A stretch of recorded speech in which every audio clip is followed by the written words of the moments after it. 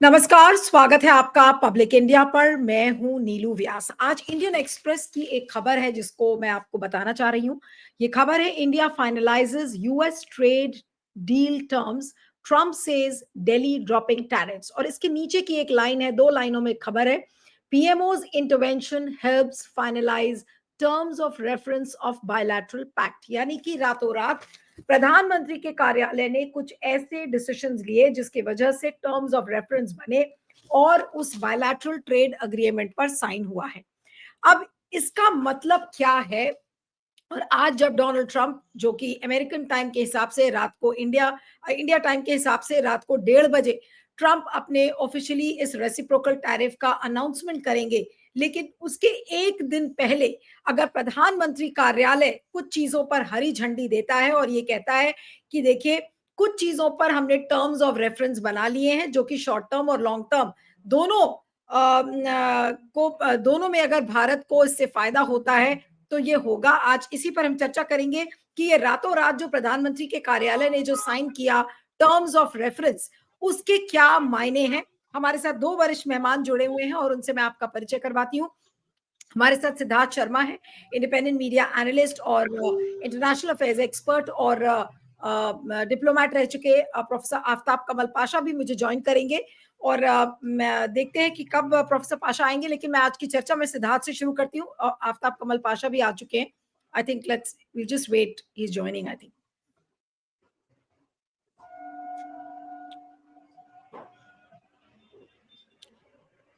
Professor Pasha, I think there is some problem in your connectivity. एक बार आप check करेंगे सर?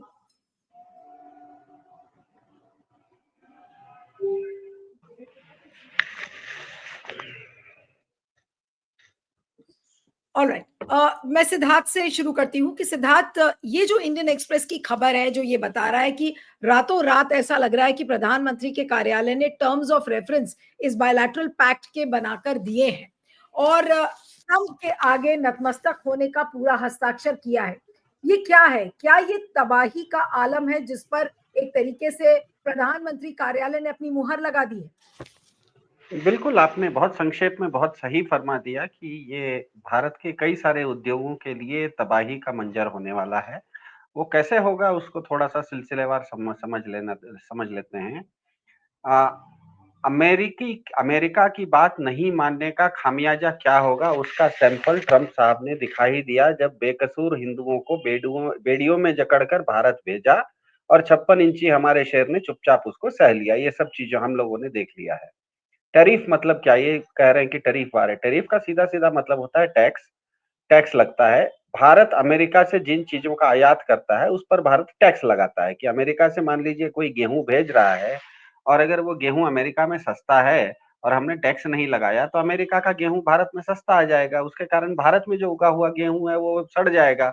इसीलिए अमेरिका से जो चीज़ें आती हैं, उसके ऊपर भारत कुछ टैक्स लगाता है। अब अलग-अलग अलग-अलग आयात जो चीज़ करती है, इम्पोर्ट अलग-अलग जो होता है, उस पर अलग-अलग टैक्स भारत लगाते आया है। अब की बार ट्रंप सरकार ने कहा है कि आज रात 1:30 बजे से भारत अमेरिका की वस्तुओं पे जितना टैक्स लगाता है, अमेरिका भी जवाब में उतना ही टैक्स लगाएगा। अमेरिका का सीधा-सीधा एक नया सिद्धांत है कि आपने हम पर जितना टैक्स लगाया, हम भी आप पर उतना ही टैक्स लगाएँगे। अब पब्लिक इंडिया के दर्शकों को समझ में आने के लिए, क्योंकि वो लोग बहुत गंभीर हैं, समझदार हैं, तो इससे भारतीय अर्थव्यवस्था पर क्या असर पड़ेगा? ये सब तो टैक्स वगैरह अपनी जगह पर है, टैरिफ वगैरह, उससे भारतीय अर्थव्यवस्था पर क्या असर पड़ेगा? उदाहरण के लिए सिर्फ 5 सेक्टर की बात कर देता हूँ जिस पर असर पड़ेगा। पहला उदाहरण है फार्मा उद्योग, जिसे कि दवाई कंपनियाँ कहते हैं।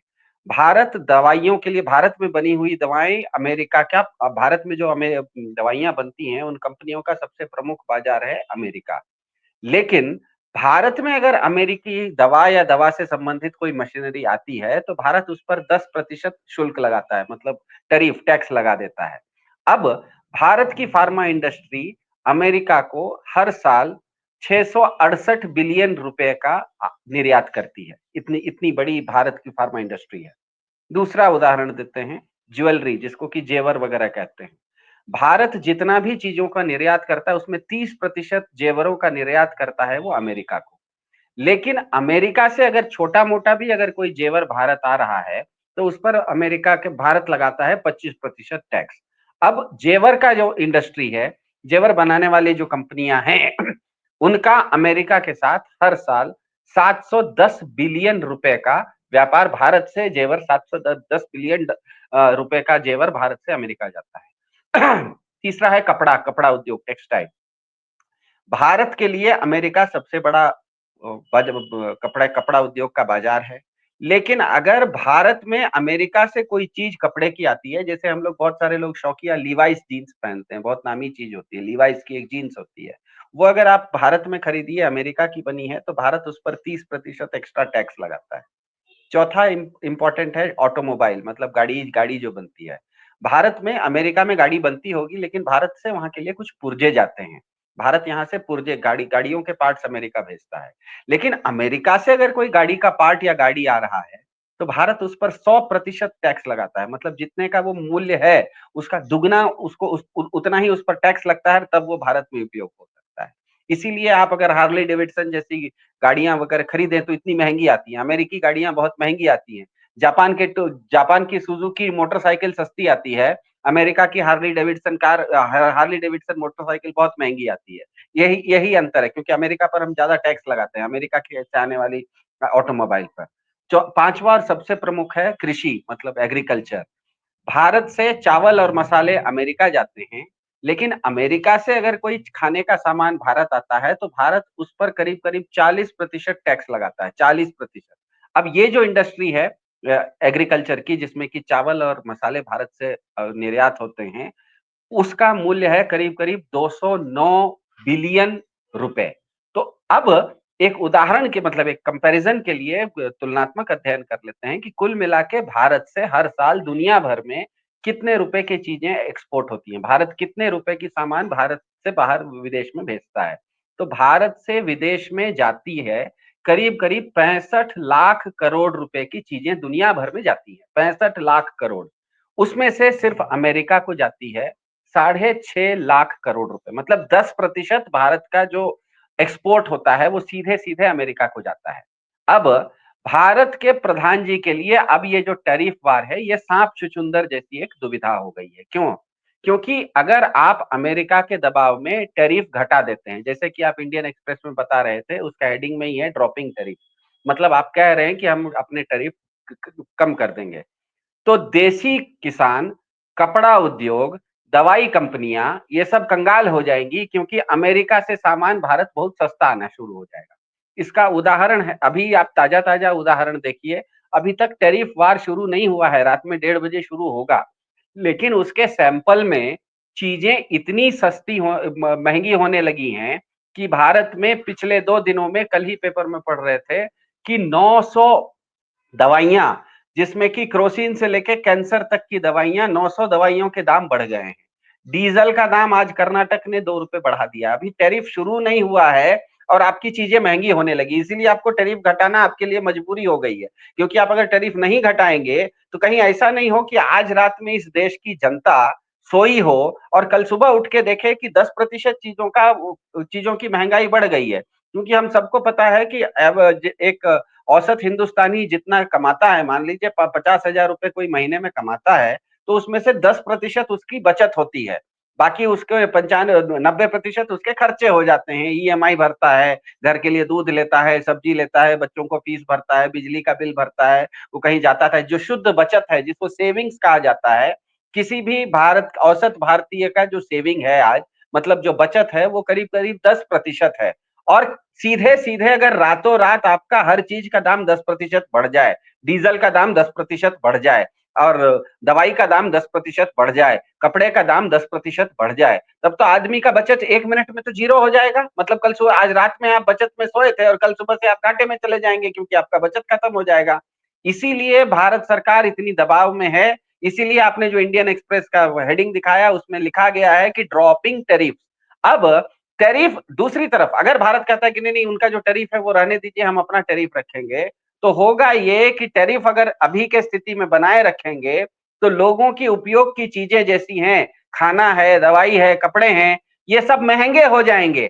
क्योंकि भले भारत में गेहूं उपजता है, लेकिन वो गेहूं उत्पादन करने के लिए जो खाद आता है, वो कहीं ना कहीं अमेरिका से आता है, वो गेहूं को काटने के लिए जो आप ट्रैक्टर इस्तेमाल करते हैं जॉन डियर का, वो भी अमेरिका से आता है। अमेरिका अब उन चीजों को महंगा कर देगा।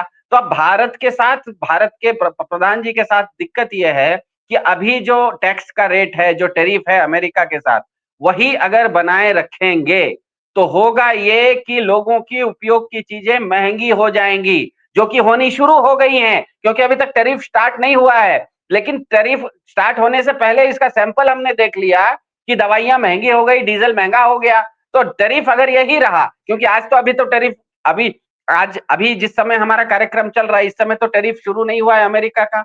पुराने टैरिफ से ही अमेरिका दे रहा है और भारत दे रहा है। तो पुराने टैरिफ का नतीजा ये हुआ है कि लोगों को डीजल और दवाइयां महंगी हो रही हैं। इसीलिए प्रधानमंत्री कार्यालय इतने दबाव में है कि हम टैरिफ को कम करने के लिए तैयार हैं। दिक्कत ये होगी कि जैसे ही आप टैरिफ कम करेंगे।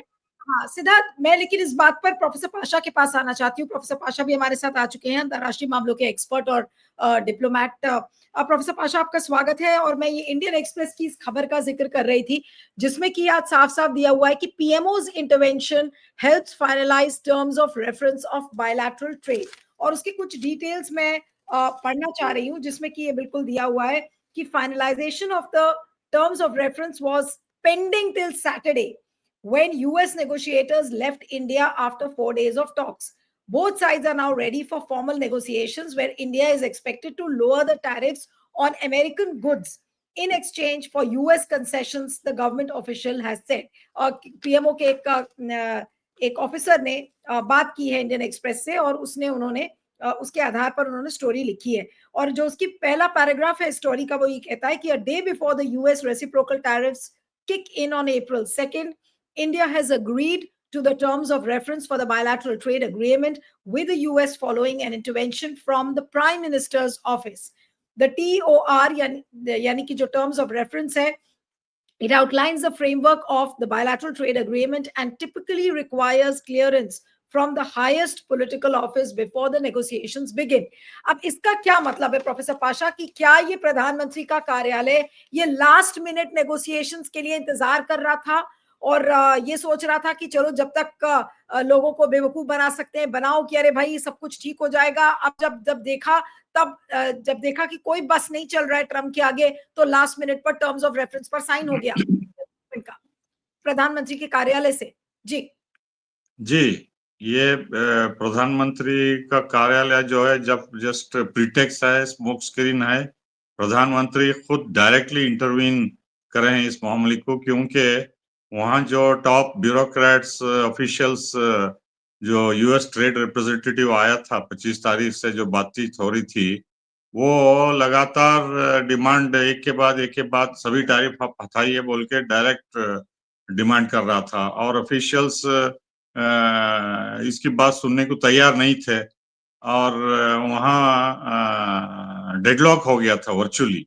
जैसा कि हम पिछले मंडे को जो प्रोग्राम हुआ था उसमें भी हम बात कर रहे थे। एक सेकंड।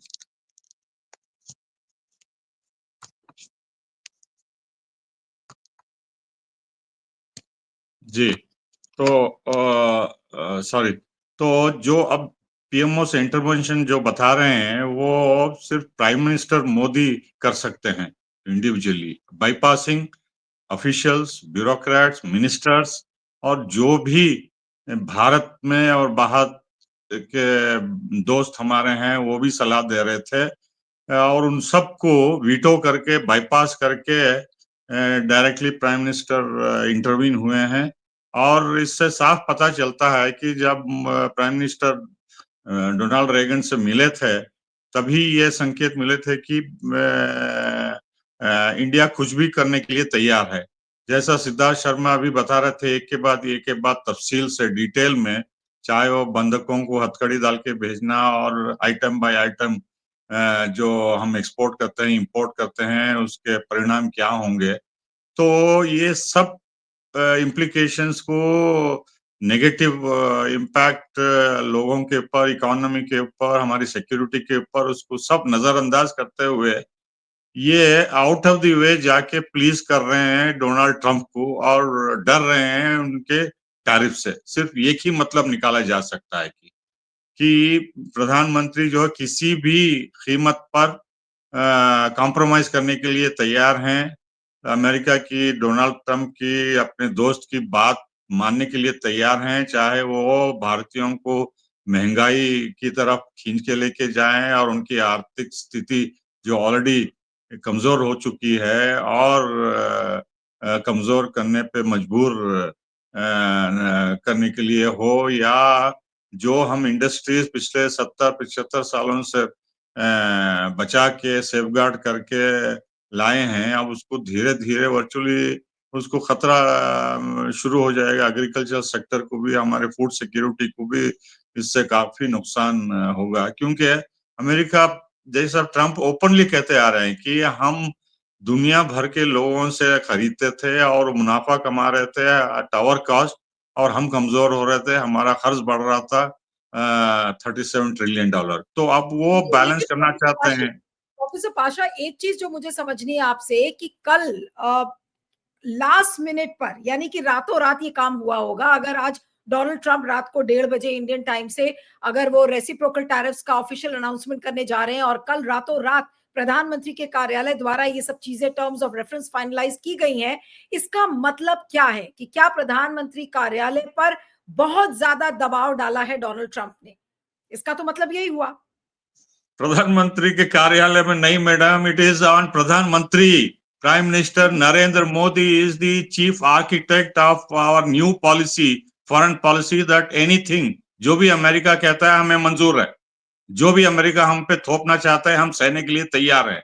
ये शब्द स्पष्ट शब्दों में हमें समझना चाहिए कि अमेरिका की दबाव में आके हम घुटने टेक रहे हैं, अमेरिका की दबाव में कुछ भी करने के लिए तैयार हैं। हमको, हमारी जो है पीठ की हड्डी टूट गई है। हम चाहे वो जिल्लत से भारतीयों को भेजे या कूड़ा कचरा अमेरिका से एक्सपोर्ट कर रहे और हमारे इंडस्ट्रीज भाड़ में जाए, इसे कोई फिक्र नहीं। सिर्फ इनको कोई फिक्र नहीं, सिर्फ अमेरिका की दोस्ती चाहते हैं, और उसका दोस्ती का मतलब है कुर्सी को जमाना, बचाना। यही मतलब होता है मेरे नजरिए से। नहीं, लेकिन अब इसका खामियाजा जो अभी सिद्धार्थ ने भी एक्सप्लेन किया कि भाई अब क्या-क्या चीजें महंगी हो जाएंगी, इसका क्या असर होगा। लेकिन क्योंकि आपने कहा कि ये प्रधानमंत्री का कार्यालय नहीं बल्कि खुद प्रधानमंत्री नरेंद्र मोदी रातों रात कल उन्होंने इन टर्म्स ऑफ रेफरेंस पर हरी झंडी दी है, यानी कि क्या उन्होंने क्या भारत की बर्बादी को एक तरीके से उस पर मुहर लगाई है कल रातों रात ट्रंप के दबाव में?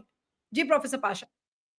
देखिए, रातों रात अब स्टॉक मार्केट जब ओपन हुआ तो कितना नेगेटिव में गया, कितना जाने वाला है आगे। जैसे जैसे पता चलेगा कि कौन कौन से आइटम में महंगे होंगे, चीजें महंगे होंगे और इसका क्या प्रभाव पड़ेगा इकोनॉमी पे, तो ये उथल पुथल से पता चलता है कि कितना इम्प्लीकेशंस सीरियस हैं ये। तो ये वो सब बाद में डिफेंड करेंगे कि हमको ये करना था, हमको, हम पे ये मजबूरी थी, हमको ये नेशनल सिक्योरिटी थ्रेट वगैरह सब सिनारियोस बनाएंगे। लेकिन बॉटम लाइन जिसको कहते हैं कि प्रधानमंत्री किसी भी हालत में डोनाल्ड ट्रंप को नाराज नहीं करना चाहते, उसकी बात मानने को तैयार हैं, चाहे वो भारत को इकोनॉमिक टर्म्स में नुकसान पहुंचाए या सिक्योरिटी टर्म्स में पहुंचाए, लेकिन उनको जो वादा करके आए हैं उसको निभाने के लिए वो तैयार हैं, किसी भी प्राइस पे, किसी भी कीमत पे। तो हमको ये समझ के चलना होगा कि ये बहुत बड़ा गैम्बल है, और ये गैम्बल जो है बहुत महंगा होगा, और आगे चल के इसके नतायज, क्योंकि अमेरिका डोनाल्ड ट्रंप टैरिफ से ही संतुष्ट नहीं है, और भी दबाव बढ़ेगा। हथियार खरीदे हो आप, हमको फायदा होना है, आपने इतने साल हमको लूटा, हम आपको भी हथियार भेज के हम ट्रेड सरप्लस हमारी तरफ करेंगे। तो बाद में कहेंगे ये आप रूस से क्यों हथियार खरीदते हैं, बंद नहीं, कीजिए। लेकिन प्रोफेसर पाशा, इस क्या भारत का कोई भी प्रधानमंत्री क्या इतना अमेरिकी दबाव में कभी आया होगा कि भाई आप इतने दिन से मूर्ख बना रहे थे लोगों को, प्रधानमंत्री और पूरी बीजेपी की सरकार, ये कहती हुई आ रही थी और ये गोदी मीडिया रिपोर्ट कर रहा था कि अरे हमारे ऊपर तो टैरिफ्स लगेंगे ही नहीं, हमारे ऊपर इसका कोई असर होगा ही नहीं, जैसे कि चाइना, मेक्सिको और बाकी देशों कनाडा के साथ हुआ है। तो अब तो ऐसा लग रहा है कि हम भी उसी सारे बाकी जो देश है उसी की श्रेणी में हम खड़े हैं। हमारे लिए क्या स्पेशल कंसेशंस डोनाल्ड ट्रंप ने दे दिए? आपको लग रहा है या मुझे नहीं समझ में आ रहा है, क्या कोई भी कंसेशन मोदी जी से दोस्ती के नाम पर क्या डोनाल्ड ट्रंप ने कोई भी रियायत भारत को दी है? देखिए कितने मुल्क हैं जो अमेरिका को आंख में आंख डाल के टक्कर लगा के बोल रहे हैं, बहुत कम हैं। चाहे वो गाजा के इशू पे इजिप्ट हो या सऊदी अरेबिया हो, जॉर्डन हो या इमारात हो, इन्होंने कुछ एक शब्द भी बोला है नरसंहार के खिलाफ जो हो रहा है अभी भी सीज़फायर उल्लंघन के बाद भी कुछ नहीं बोल रहे हैं ये। क्या पाकिस्तान 50-60 साल में कुछ अमेरिका के खिलाफ बोल सका वो? अब पाकिस्तान का हाल क्या है? कनाडा जो उन्हीं के खून के लोग वहां हैं, वो कनाडा का प्रधानमंत्री नया ट्रूडो को छोड़ो, नया प्रधानमंत्री कनाडा का बोल रहा है कि हम सदियों से अमेरिका के दोस्त है, अब हम इस दोस्ती को ठुकरा रहा है अमेरिका और हमें दोस्ती चाहिए तो भी वो बनने के लिए तैयार नहीं है, हमारा दुश्मन बनता जा रहा है। यूरोपीय देश भी एक के बाद कह रहे हैं कि यूक्रेन के मामले में अमेरिका डायरेक्टली डील कर रहा है और हमें नजरअंदाज कर रहा है और हमारी दोस्ती को ठुकरा रहा है बोल के। तो ट्रंप जो है ऐसा वाइल्ड एनिमल जो जंगल में घूमता है किसी की डर खौफ से, वो सबको भगा के डरा के ये कर रहा है, पूरी दुनिया को परेशान कर रहा है। पूरी दुनिया के स्टॉक मार्केट देखिए क्या उथल पुथल हो रहा है, क्योंकि अमेरिका की खुद की स्थिति इतनी गंभीर है। वहां एजुकेशन डिपार्टमेंट को फायर कर रहे हैं, हर एक डिपार्टमेंट में। मेरा एक दोस्त साइंटिस्ट है वहां, कल उसको शाम को 2 लाइन का फोन कॉल आया कि your services have been terminated. सिर्फ एक sentence, you have to wind up. He is a top scientist वहां। ऐसे हजारों के कॉल्स आए बोल के वो बता रहा था कि ओवरनाइट लोग वहां जा रहे हैं। तो वहां का इकोनॉमिक सिचुएशन इतनी गंभीर है, रिसेशन एक्सेप्ट नहीं करना चाहते हैं। एक्चुअली अमेरिका रिसेशन में है, इसीलिए उनकी इकोनॉमिक आर्थिक स्थिति जो बिगड़ गई है, उससे हर मुमकिन कोशिश कर रहे हैं पूरे दुनिया में दबाव डालने के लिए, ताकि कैमोफ्लेज करके वो कह सकें। हालांकि अमेरिका में भी गुड्स महंगे होंगे। अब जैसा सिद्धार्थ डिटेल से बता रहे थे, राइस हो, ज्वेलरी हो, टेक्सटाइल्स हो, जो भी हम एक्सपोर्ट करते हैं उसमें 40% भारतीय या एशियंस, चाहे वो पाकिस्तानी हो, बांग्लादेशी, श्रीलंकन, फिलिपीनी, म्यांमारीज या जो भी हैं, वो भी इस्तेमाल करते हैं मसाले, राइस, कपड़े, ज्वेलरी वगैरह सब। तो उनको भी महंगाई एशियंस को भी और अदर यूजर्स को भी पड़ेगी। ये नहीं कि सिर्फ भारतीयों के ऊपर तारीफ पड़ेगी। तो ये ग्लोबल जो मैं सिर्फ एक सेंटेंस में बताना चाहता हूँ, जो आर्थिक स्थिति खराब है अमेरिका में, जो रिसेशन के मोड पे है, बॉर्डर लाइन पे, उसको बचाने के लिए पूरे ग्लोब को जो है, पूरी दुनिया को एक्सपोर्ट कर रहे हैं उनका इकोनॉमिक प्रॉब्लम। और उस टैरिफ वार से सभी इसमें ग्रिप में आएंगे, भारत भी आएगा। और चूंकि हम इतने वल्नरेबल नहीं है, हमारी पोजीशन इतनी खराब नहीं है जितनी दूसरे देशों की तुलना में, तो हमें संयम से काम लेना होगा और लोगों को बताना होगा। अब देखिए इस इतना बड़ा मुद्दा है, इसको छोड़ के वक्फ बिल के ऊपर बाद में भी ला सकते थे वो। इसमें उलझे हुए हैं सभी पार्टी, अपोजिशन भी पार्टी। अपोजिशन इस पे क्यों नहीं टेबल करते पार्लियामेंट में कि टैरिफ का इशू हमें डिबेट करना है, डिस्कस करना है। इतने लोगों की महंगा या इन्वेस्टमेंट टैरिफ स्टॉक मार्केट में वाइप आउट हो गई, खत्म हो गई है और उथल पुथल होना है बोल के क्वेश्चन आर रेज कर सकते हैं। वो भी निकम्मे हैं, वो भी कुछ नहीं कर रहे हैं, वो भी इसी पे लगे हुए हैं। तो लोगों का पब्लिक अटेंशन डाइवर्ट करने के लिए वक्फ बिल और दूसरे चीजें ये करते आ रहेंगे, बट इकोनॉमिक प्रॉब्लम्स हमारे मल्टीप्लाई होंगे इस वजह से। बिल्कुल। अब मैं सिद्धार्थ आपके पास ही आऊंगी और इसी इंडियन एक्सप्रेस की खबर का मैं फिर से हवाला दे रही हूँ, क्योंकि अब कुछ ही घंटे बचे हैं, रात को 1:30 बजे ये रेसिप्रोकल टैरिफ्स अनाउंस हो जाएंगे। अब कितनी बड़ी बर्बादी भारत की अब लिखी हुई है, और जिसकी बर्बादी पर मोदी जी ने हस्ताक्षर कर दिए हैं रातों रात और डोनाल्ड ट्रंप के दबाव में आकर। अब आपको क्या लग रहा है कि ये दबाव केवल अदानी कॉर्पोरेट सेक्टर की वजह से है, या फिर मोदी जी के बारे में जो डॉक्टर सुब्रमण्यम स्वामी और यशवंत सिन्हा दोनों ने कहा इसी चैनल के इंटरव्यू पर, कि ऐसा लग रहा है कि मोदी जी की कोई पर्सनल लाइफ का एस्पेक्ट डोनाल्ड ट्रंप के हाथ लग गया है, इसलिए अब वो मोदी जी को किसी भी तरीके से आर्म ट्विस्ट करेंगे, और मोदी जी हर चीज पर हस्ताक्षर ऐसा लग रहा है कि करने के लिए तैयार हो गए। जी जी नीलू जी, मान लीजिए मैं किसी कॉलोनी में हूँ और मुझे समाचार मिले कि मेरे कॉलोनी के बाहर एक बहुत बड़ा खूंखार बदमाश आदमखोर शेर आने वाला है। तो समझदार अगर मैं होऊंगा तो मैं अपने कॉलोनी के लोगों को साथ लेके उस शेर से लड़ने के लिए या उसको गोली चला के उसको मारने की योजना बनाऊंगा। लेकिन मैं अगर बहुत ज्यादा समझदार होऊंगा तो मैं अपना शर्ट खोलूंगा और कहूंगा, देखो मैं 56 इंच की मेरी छाती है, मैं शेर के सामने जाऊंगा। अब दिक्कत यह है कि शेर के पास टेप नहीं होता, वो आपका 56 इंच का छाती तो नापेगा नहीं, वो तो आदमखोर है। तो मेरे ख्याल से इसी तरह का जब टैरिफ का झगड़ा, देखिए अमेरिका टैरिफ सिर्फ भारत पर नहीं लगा रहा है, पूरे दुनिया पर लगा रहा है। आज ही आप अखबार में देखिए, यूरोपियन यूनियन ने साथ होके कहा कि अगर आज रात में 1:30 बजे अमेरिका हमारे ऊपर टैरिफ लगाएगा तो हम रिटेलिएटरी टैरिफ भी लगाएंगे। मतलब यूरोपियन यूनियन कह रहा है कि तुम अमेरिका को कि आप अगर हम पर टैरिफ बढ़ाओगे तो हम उससे भी आप पर ज्यादा बढ़ाएंगे। तो इस तरह का अमेरिका आदमखोर और बदमाश और खूंखार अगर कोई शेर है तो उससे अकेले नहीं लड़ा जाता, उससे लड़ा जाता है एक योजनाबद्ध तरीके से, एक सामूहिक रूप से। जिस तरह से यूरोपियन यूनियन लड़ रहा है, जिस तरह से कनाडा उसमें शामिल हो गया है, जिस तरह से जापान शामिल हो गया है, अब भारत अगर अकेले चीन भी लड़ना शामिल हो चाहेगा, गया है।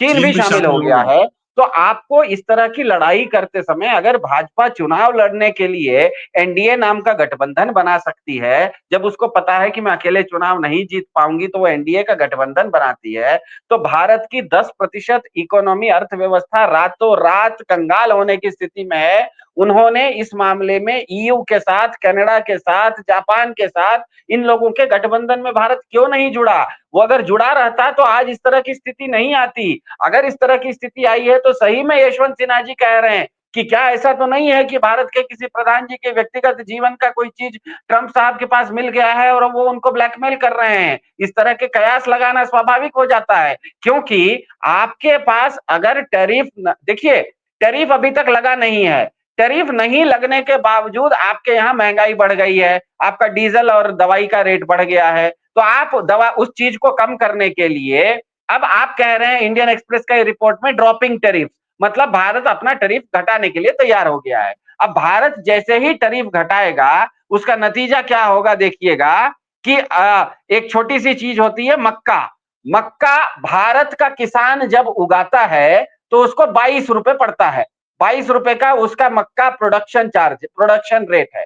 अमेरिका का कोई किसान जब मक्का उगाता है तो वो 7 रुपए में उगा लेता है। अब आपने टैरिफ हटा दिया, अभी तो 40% टैरिफ है, आपने जैसे ही टैरिफ हटाया अमेरिका से 7 रुपए का मक्का भारत में आ जाएगा, तो पंजाब का जो किसान है जो कि 22 रुपए का मक्का उगाए हुए है, उसका मक्का कौन खरीदेगा? उसका तो पूरा का पूरा कंगाल हो गया। उसमें आपने तो 1 मिनट में भारत के सारे किसानों को कंगाल कर दिया। इसी तरह से भारत की फार्मा इंडस्ट्री कंगाल होगी, इसी तरह से भारत की ऑटोमोबाइल इंडस्ट्री कंगाल होगी, इसी तरह से भारत की टेक्सटाइल इंडस्ट्री कंगाल होगी, इसी तरह से भारत की ज्वेलरी इंडस्ट्री कंगाल होगी, क्योंकि ये सब इंडस्ट्रियां भारत में इसीलिए चीजों को दे पा रही हैं क्योंकि विदेश से सस्ता माल को आपने रोक के रखा हुआ है, अमेरिका से सस्ती चीज आ रही है उसको रोक के रखा है। जैसे ही आप खोलेंगे तब तो वो आदमखोर शेर, खूंखार शेर है, उसने खून भी चूस लिया है, वो तो अब आपके घर में आएगा, अभी तो जंगल में है, दहाड़ रहा है, बाहर खड़ा होकर दहाड़ रहा है आपके घर के बाहर। अब तो आपने जैसे ही आप टैरिफ खत्म करेंगे वो तो आपके घर के अंदर आ जाएगा। अब सोचिए कि आदमखोर खूंखार और बदमाश शेर आपके घर के अंदर, आपके बेडरूम में होगा तो आपकी क्या स्थिति होगी? बस यही होने वाला है। चलिए, तो अब देखना होगा। फिलहाल तो ये जो स्थिति है ये बहुत ही भयावह है। प्रोफेसर पाशा, कुछ अंत में कहना चाहेंगे आप इसके पहले कि मैं जी कार्यक्रम खत्म करूं? जी सर। जी, एक एक मिनट मुझे दीजिए, क्योंकि ये टैरिफ जो है सिर्फ भारत को और उनके भारत की इंडस्ट्रीज को कंगाल नहीं करेंगे, लेकिन अमेरिका भी इससे इसको काफी असर होगा और अमेरिका जो है इकोनॉमिकली जो सुपर पावर था 25 या 27 ट्रिलियन की इकोनॉमी, वो धीरे धीरे कमजोर होगी और दुनिया के देश जो एक्सपोर्ट करते हैं वो आपस में ट्रेड करना शुरू करेंगे, चाहे वो ब्रिक्स कंट्री हो या ग्लोबल साउथ हो या नॉन अलाइंड कंट्रीज हो। इनमें आपस में और आपस की करेंसियों में भी ट्रेड बढ़ेगा और अमेरिका से सब डरने लगेंगे कि ये टैरिफ थोपेगा, वहां का मार्केट हमें छूना नहीं है बोल के। तो सिर्फ यूरोपियन यूनियन नहीं नहीं अमेरिका के दोस्त भी, चाहे कनाडा हो, मेक्सिको हो, जापान हो, साउथ कोरिया हो, सभी कंदराएंगे अमेरिका से कि आपका मार्केट जो है हमें इतनी टैरिफ से हम जी नहीं सकते, आप अपनी दुनिया में रहिए और हम भारत से और दूसरे अन्य देशों से हम अपना व्यापार बढ़ाएंगे। और एक तरफ से जो है ये डेवलपिंग कंट्रीज और दूसरे जो अफेक्ट हुए हैं उनमें आपस में इंट्रा ट्रेड बढ़ेगा और अमेरिका अपने आप अपने पांव पे कुल्हाड़ी मार रहा है और उसके नताज उसको भुगतने पड़ेंगे। चलिए, बहुत ही भयावह स्थिति है फिलहाल तो। आप दोनों का बहुत बहुत शुक्रिया। Professor Pasha, Siddharth, thank you so much for joining.